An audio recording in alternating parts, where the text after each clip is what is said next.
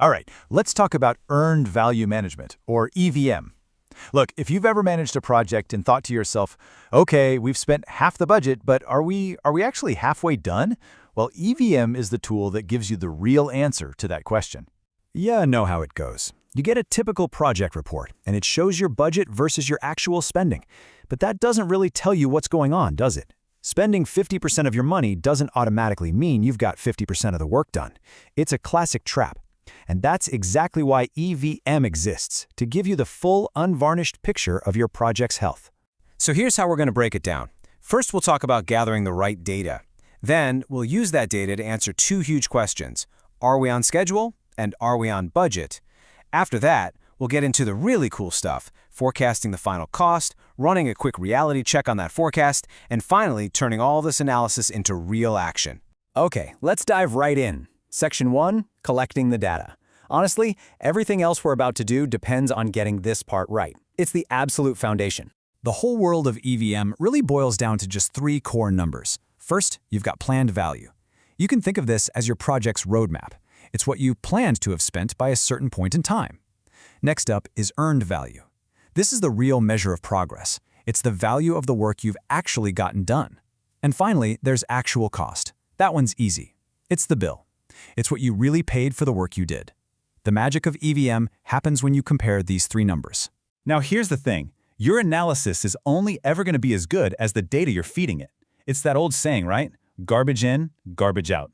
So your data has to be timely, you need to collect it on a regular schedule, it has to be accurate, with costs going to the right place, and it's got to be consistent, meaning all three of those metrics we just talked about are looking at the exact same period of time. All right, Section 2. We've got our data, now we can start answering the big questions. And the first one is a classic. Are we on schedule? Schedule variance, or SV, gives you the answer in one single powerful number. It's simple. It compares the value of the work you did, your earned value, to the value of the work you were supposed to do, your planned value. If the number is positive, hey, you're ahead of schedule. If it's negative, you're behind. It's that straightforward. So let's make this super clear with an example. Let's say your plan, your BCWS, said you should have completed $100,000 worth of work by now. But when you look at what's actually finished, your BCWP, it's only worth $80,000. Well, you do the math, and you get a schedule variance of negative $20,000. See, this isn't just a number on a spreadsheet. It's the data screaming at you in dollars and cents that you are falling behind plan. But here's the thing. A big dollar amount like that can sometimes be hard to interpret. Is $20,000 a lot? Depends on the size of the project, right? That's where the Schedule Performance Index, or SPI, comes in. It turns that variance into a simple ratio, an efficiency score, and that makes it incredibly easy to track your performance over time. So what does a number like that actually mean? Well, an SPI of 0.80 means you're only working at 80% of the speed you originally planned. To put it another way, for every hour of work you're supposed to be getting done, you're only accomplishing about 48 minutes worth of progress. It's a brutally honest look at how fast your project is really moving. Okay, so we know we're behind schedule. That leads us to the next critical question every project stakeholder wants to know. Are we on budget? Just like we did for the schedule, we have a metric called cost variance, or CV, that gives us a direct answer in dollars. It compares your earned value, what the work you did should have cost, against your actual cost, what you actually spent. And you guessed it, if that number is negative, you're spending more than you planned for the work you've done. Let's go back to our example. We know we've completed $80,000 worth of work, but when we look at the actual bills, the ACWP, we find out we've spent $90,000 to get there. That leaves us with a cost variance of negative $10,000. Again, the data is crystal clear. For the work you've done so far, you are officially over budget.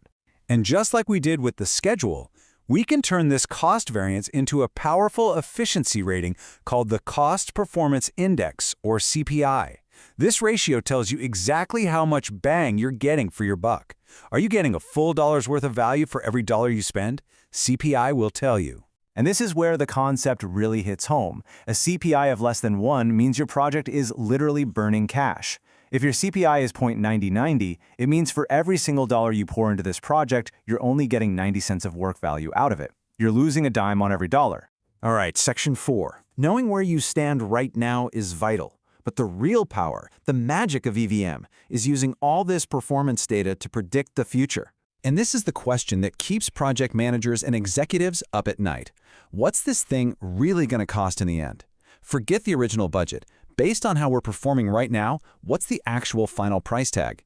EVM gives us a way to answer this with data, not just a gut feeling. We do this using a forecast called the Estimate at Completion, or EAC. Now, there are a few ways to calculate it, but a really common one is to take your total original budget, that's the BAC, and divide it by your cost performance index. What this formula is basically saying is, hey, if we keep spending money with the same level of efficiency we've shown so far, this is where we're probably going to end up. Okay, now we're moving into Section 5, the reality check. Because look, a forecast is just a number. It's an educated guess. Before we start reporting that number to our stakeholders, we need to ask ourselves, is this new forecast even achievable? And our reality check comes from a brilliant metric called the Two Complete Performance Index, or TCPI. This one's fascinating. It calculates the exact cost efficiency you'll need to maintain on all the remaining work to hit a financial target, like your original budget. It basically asks, how good do we have to be from this point forward? And this is where the rubber meets the road. You compare the required efficiency, your TCPI, with the efficiency you've actually demonstrated so far, your CPI. If your TCPI says you need to start performing at an efficiency of, say, 1.2, but your past performance has been stuck at 0.9, well, the data is sending a massive warning flare. It's telling you that hitting your original goal is going to require a miracle. And that leads us to the final, and frankly, the most important piece of this entire puzzle. We have all this incredible data. What do we do with it? It's time to turn analysis into action. See, EVM isn't just a report you glance at and file away. It's meant to be a proactive management system. You create what's called an action loop. First, you set thresholds, maybe plus or minus 10% variance. The second your project crosses that line, it's not a suggestion box item. It's an automatic trigger. It forces you and your team to stop, dig in, find the root cause of the problem, and then, most importantly, create and implement a real plan to get the project back on course. And that, right there, is the true value of earned value management. It's not about being a bookkeeper. It's about taking control. Your EVM data is your project's early warning system.